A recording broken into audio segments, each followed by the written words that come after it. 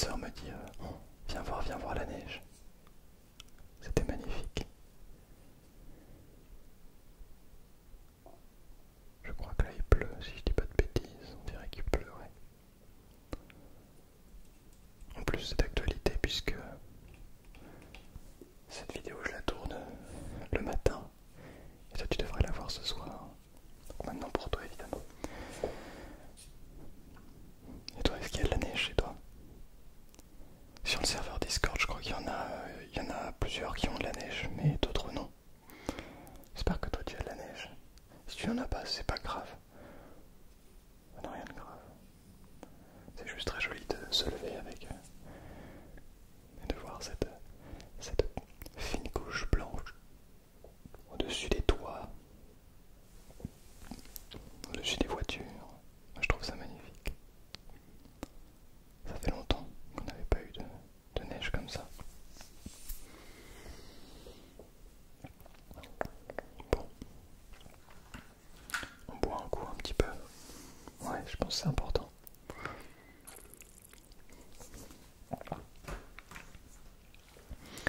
En plus, on arrive dans des périodes de l'année où il fait très froid. Il fait très froid, il fait de plus en plus froid et du coup on a de moins en moins soif, paradoxalement. Enfin, c'est plutôt logique, tu vas me dire. Mais il faut pas oublier que il faut quand même boire même si on n'a pas vraiment soif. Évidemment, vu qu'il fait froid, on va avoir moins soif, on va moins suer. Et en fait, c'est parce qu'on sue. C'est pour ça qu'on a envie de boire.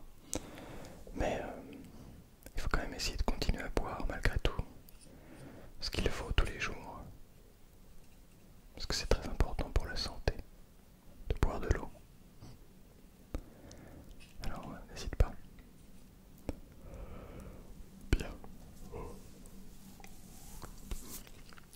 C'est drôle parce que ce matin j'attends un colis.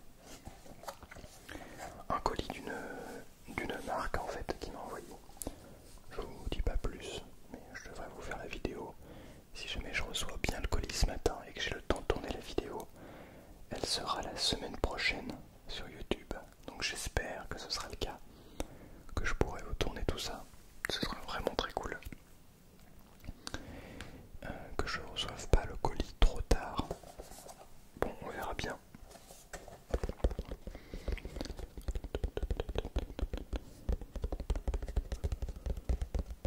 J'espère que je réussirai à faire une belle vidéo d'ailleurs, parce que ce sera quelque chose de pas simple à cadrer, mais bon, ça c'est mon problème. Faut juste vous installer tranquillement, vous vous détendez, vous appréciez le moment, voilà, et vous vous relaxez, ok? Et puis on va essayer de s'endormir petit à petit. Je vous vois quand même le petit mot. Il en reste. C'est le dernier du mois de novembre. Il en reste 4. Regarde. Il en reste 4.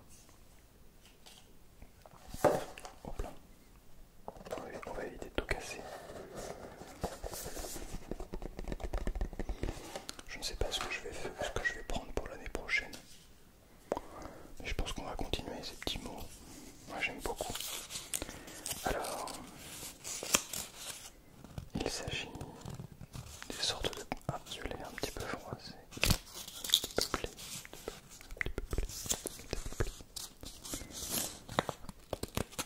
Il s'agit de dominos. Si tu apprends quelque chose de la défaite, alors tu n'as pas tout à fait perdu. Si tu apprends quelque chose de la défaite, alors tu n'as pas tout à fait perdu.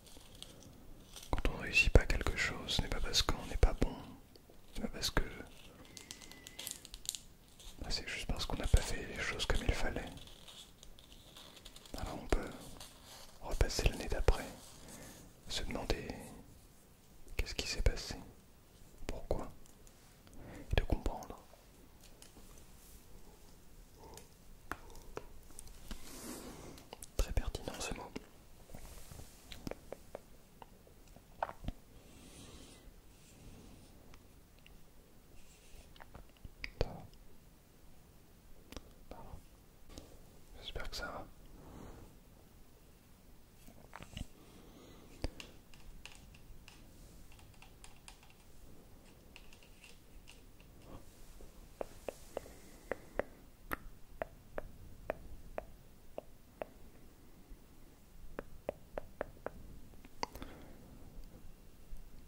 Je suis content parce que j'avance bien sur la lecture de mon livre Nana. Enfin, j'avance bien. Je dois être pas loin du chapitre 11. Il doit y en avoir 15 ou 16. Ou 14. Je ne sais plus. Je ne sais plus exactement. Bref.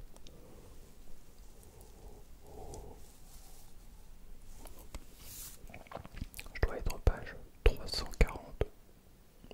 Ouais, 340 sur 480, quelque chose comme ça. Il y en a un petit peu moins de 500. Donc j'ai bien avancé. C'est drôle parce que j'ai, je crois, très rarement lu un livre au complet, mais vraiment de A à Z comme ça. Et tout seul. Et finalement c'est un petit peu une sorte de réussite d'arriver au bout de ce livre. Alors ça me met vraiment longtemps. Je sais pas, est-ce que vous lisez vous des romans? Oh, ça c'est mon ventre.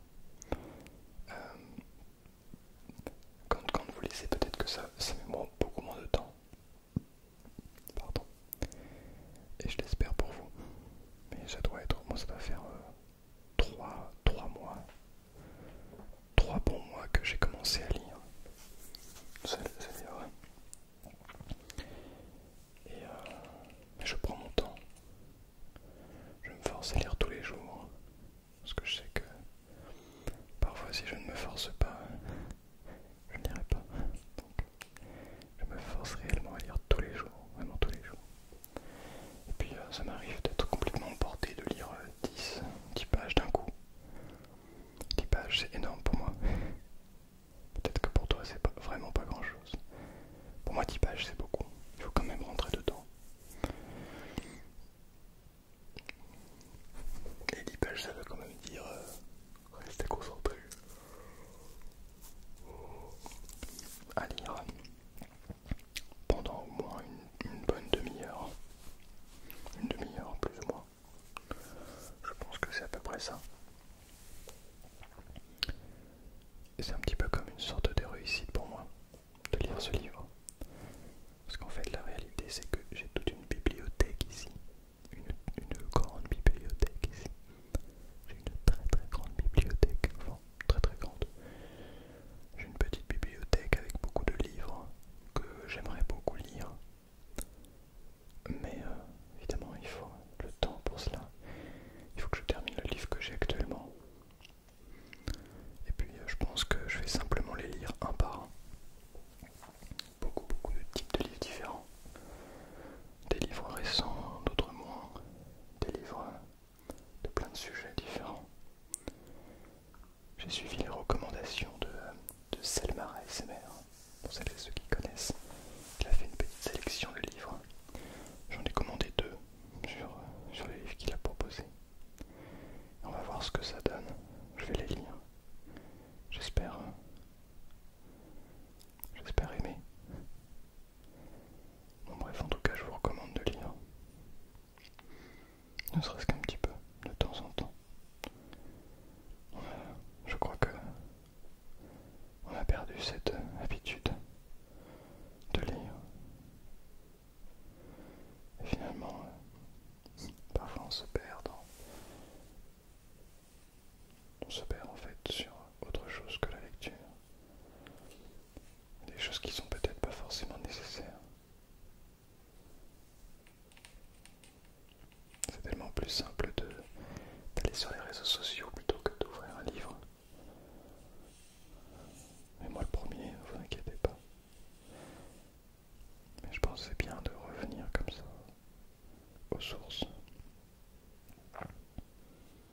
J'essaie de méditer aussi tous les jours. C'est très difficile. Je me livre un petit peu à vous dans cette vidéo, mais n'hésitez pas à vous livrer également dans les commentaires.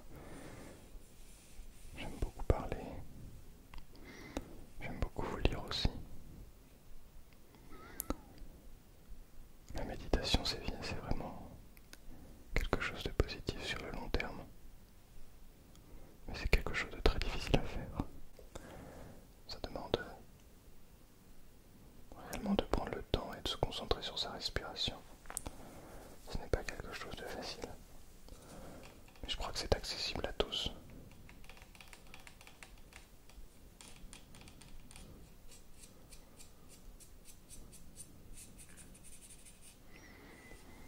Un petit peu de temps en temps, c'est pareil, comme le sport, comme tout ça.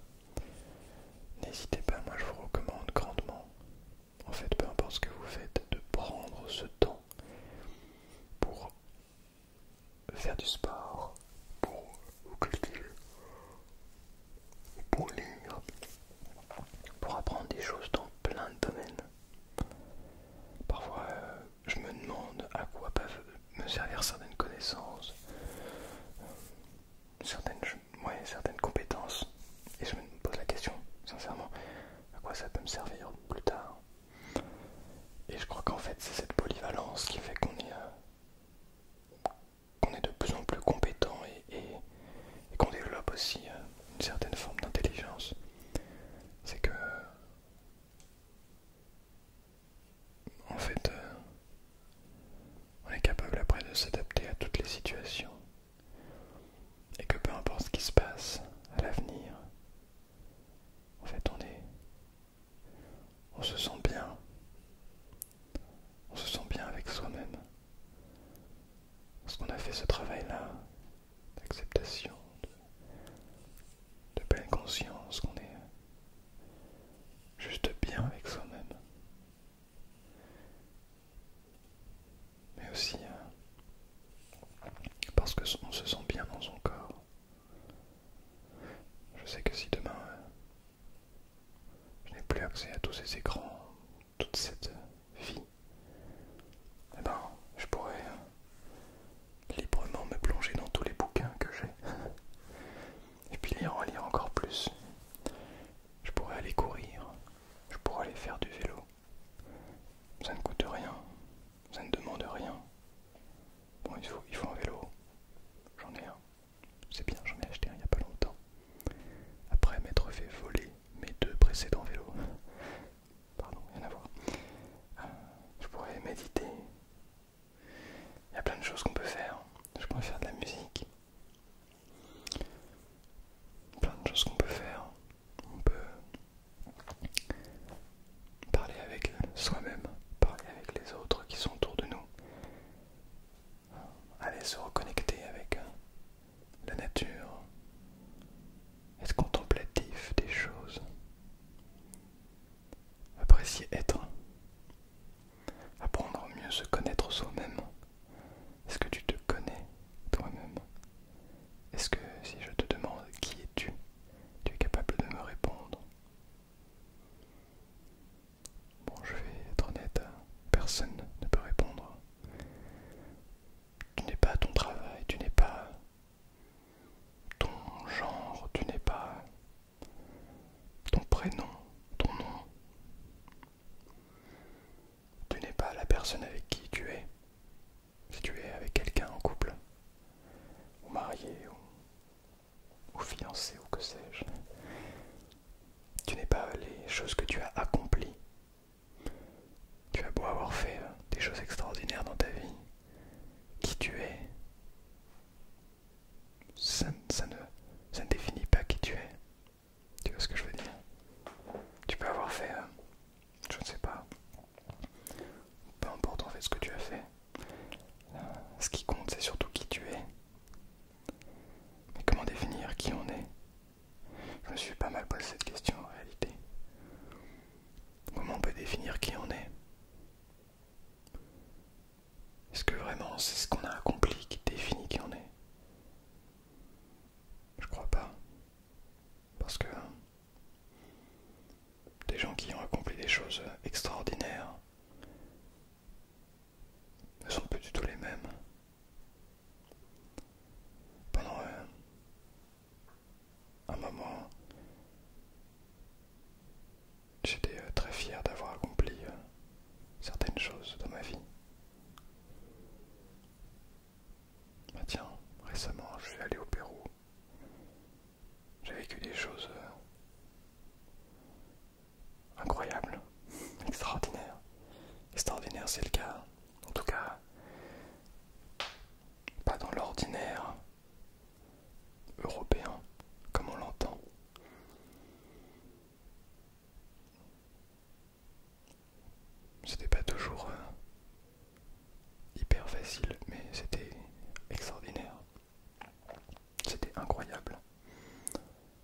Mais est-ce que parce que j'ai vécu cela, je peux me croire meilleur que les autres? Est-ce que parce que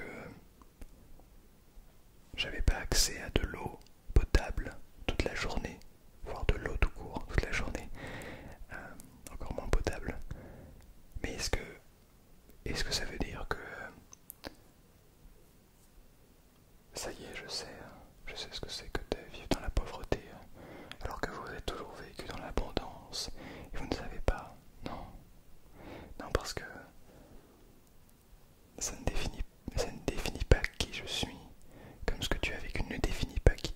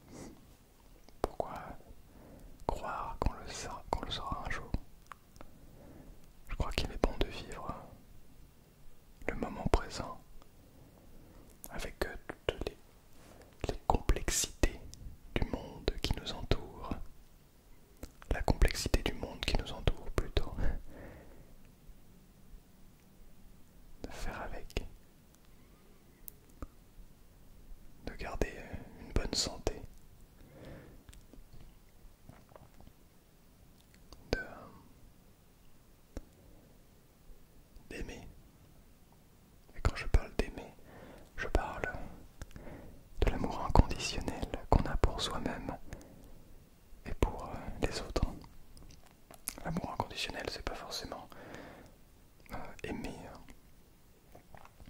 son ou sa partenaire. Je parle l'amour envers un ami. C'est une forme d'amour. L'amour inconditionnel. Vous aimez vos amis. Ça ne veut pas dire que vous avez envie d'avoir des relations sexuelles avec. Mais ça veut dire que vous les aimez pour qui ils sont, pour leurs qualités, pour leurs défauts, mais surtout